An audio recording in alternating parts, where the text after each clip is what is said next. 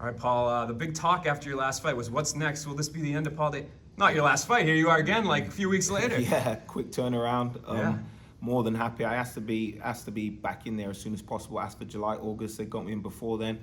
You know, lucky I only had a week off. So yeah, I was good to go pretty much immediately. And I know going into that fight, you know, you said you had the one fight left and you weren't sure what was going to go on after that. But yeah, coming out of that fight, I mean, you must have known, like, with the way things went down, the reception you got, like...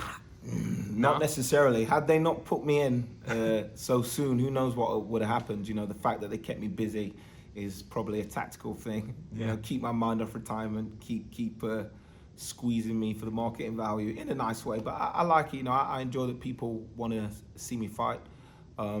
And I'm looking forward to going out there again on Friday and putting on a great show. And I'm assuming negotiations are pretty smooth because you're back here at Semtex weight, 175. Yeah, 175. Manager took care of business. I told him what I wanted. You know, Dominance MMA handled everything. Shout out to Ali. Got it done quickly, and we're back here. Yeah, and you're in a big slot here too because Jason Jackson's a guy that's right at the top of the welterweight division. Were you pretty excited? Was the matchup something that had, you know, in your negotiating mindset? Was it like, I kind of want somebody that's at the top of this division? I don't really look at the division too much. I look at the champion. Douglas Lima is a champion and a worthy champion.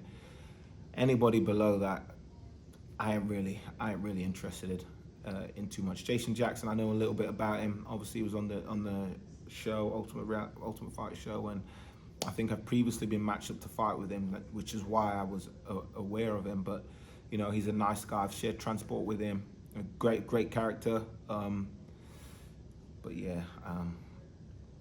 just got to take care of business Friday night. For sure, man. And you look at that last fight as a fan. Yeah. I loved it. I mean, everybody loved it. It's one of the fight of the years, right? For you, do you look at it the same way? Like, because you got hit. Yeah. You know what I mean? Like that's what I was about right. to say. Everybody thinks it's a fantastic fight. Right. But you didn't get punched in the jaw. It wasn't you in there taking these elbows, hearing this big guy grunting, trying to put you away with elbows and shit.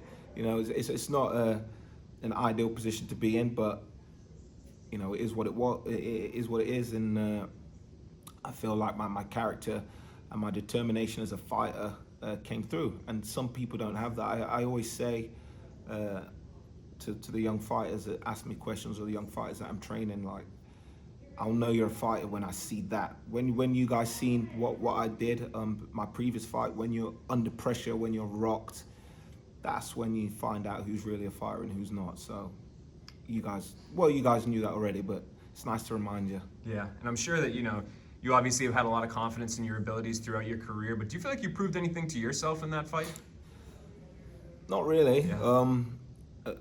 But what I did take away, and he is in the room, I'm not just gassing him up a bit, but there's some things that we worked on in training camp with my new padman, Charlie O'Neill, that I seen some changes. I've never really seen that before because I've normally kept the same coaches, but the idea behind bringing him in is what I was happy with in the fight. There was things that I was doing that I haven't done previously.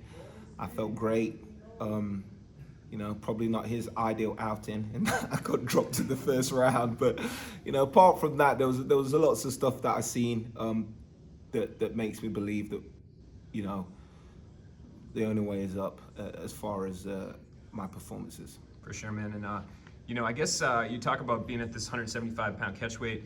Like, if you go out there and beat Jason, I mean, you're aligning yourself pretty high. Like, I know you said you don't look at the division, but you said the champion's the guy you're looking at. So would you make that cut to 170 again? Like, if they were like, hey, here's a title fight against Douglas or Yaroslav, or?